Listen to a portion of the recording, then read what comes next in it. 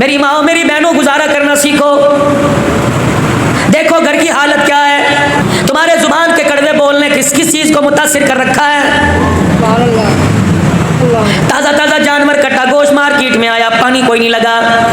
शेख साहब चले गए, अंसारी साहब चले गए, कंबो साहब चले गए, मेरे अजीजों अपनी कौम वाले चले गए और जाके कहा यहाँ से गोश्त काट के दे। हाजी साहब कहाँ का लोगे, गर्दन का, कमर का लोगे, उठ का लोगे। अपनी मर्जी से गोश्त लेके आया, ताज़ा ताज़ा सब्जी अपनी मर्जी से लेके आया, घी डालने मेरे अजीजों, मसाले अपनी मर्जी से लेके आया। बीवी से कहा ऐसा बनाइयो अल्लाह अकबर जवानी की याद ताज़ा हो जाए, ऐसा बनाइयो कि उंगलियां चाटता चाटता रह जाओ। बीवी ने भी बड़ी आओ भगत के साथ खाना बनाया, सालन तैयार हो गया। घर वाला टाइम पे रोटी खाने के लिए आया, आगे सालन रोटी पड़ी, हाथ भी धोए थे, बिस्मिल्लाह भी पड़ी थी, वाला बरकतिल्लाह भी कहा था। रोटी का टुकड़ा तोड़ा, सालन में डुबोया और पहला लुकमा मुंह में लिया, माथे पे बल आ गए, चेहरे का रंग बदल गया। बीवी कहने लगी अल्लाह खैर करे। कहने लगी क्या बात, हंडी कंडी देख के नहीं बनाई थी, हंडी के ऊपर खड़े होकर तूने हंडी नहीं भुननी थी, जब हंडिया भुन रही थी पक रही थी, कहाँ चली गई थी। कहने लगी हाँ हंडिया पकाते पकाते मोहल्ले वाली आई थी, झाँक के कहने लगी क्या पका रही है, लगता है उसकी नजर लग गई। अल्लाह कहता उसकी नजर कोई नहीं लगी, हाँ हाँ मसाले 2 नंबर होंगे।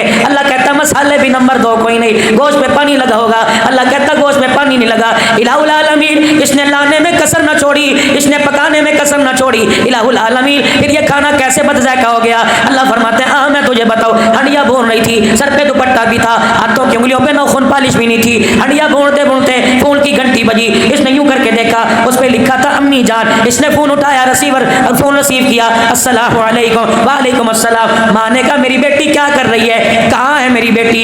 इसने हंडिया भूनते भूनते कहा जिस जहन्नम में तुमने भेजा था वहीं और कहाँ जाऊंगी, क्या कर रही है। इसने कहा जो नामुराद मेरे गले पड़े थे। अल्लाह अकबर। मेरी अम्मी तूने आज तक मेरे हाथ से अंडा नहीं बनवाया, इन कंजरों के लिए, इन हरामियों के लिए मुझे 12-12, 15-15 रोटियां पकाना पड़ रही हैं। अल्लाह की इज्जत की कसम। और मेरी बहनों ये तेरे जुबान का कड़वा बोल, ये तेरे जुबान का कड़वा बोल, ये तेरे जुबान का कड़वा बोल सीधा तेरे मुंह से निकल कर हंडिया के अंदर जाके करा, जिसने जायके का बेड़ा गर्क करके रख दिया।